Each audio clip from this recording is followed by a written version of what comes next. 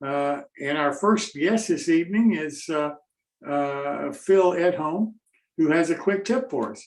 Phil? Super, Jim. Thank you. So this is actually the last iteration of the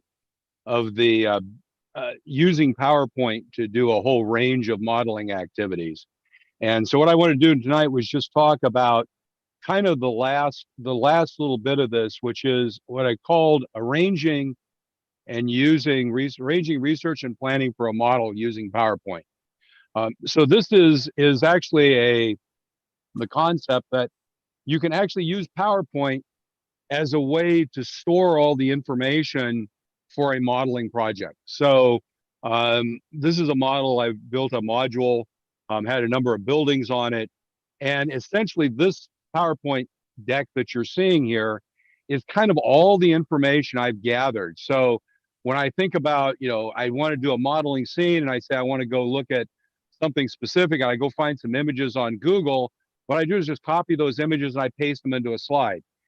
And the beauty of PowerPoint is it's easy with the slide sorter to look at the slides. You can kind of arrange them into blocks, however you want to do it, but you can keep all the information in one place in a big file. And when you get done, you just save it and store it and you're done with it.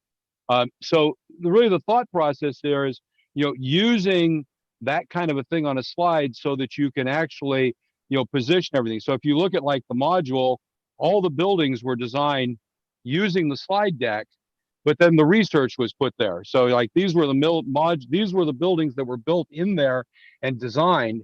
So I actually designed the buildings, how they would look. So I got a good idea of how they would look.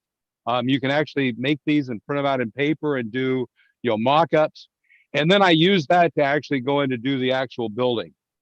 And these are kind of all the pictures that I keep in there. So these are, what I did was I went out and literally found dozens of pictures that I can use when you go to do the model accuracy and put them all in one place. So, we've talked a lot, and this is really the close of this whole section on this. It'll go back to Hank for next week. We really talked about PowerPoint as a modeling tool. We talked about using it as a drawing tool.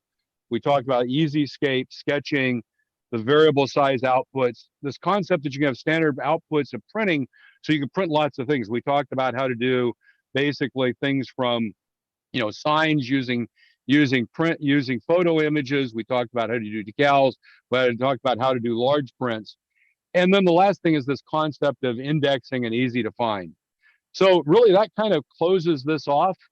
Other options, obviously Google Sheets is an option.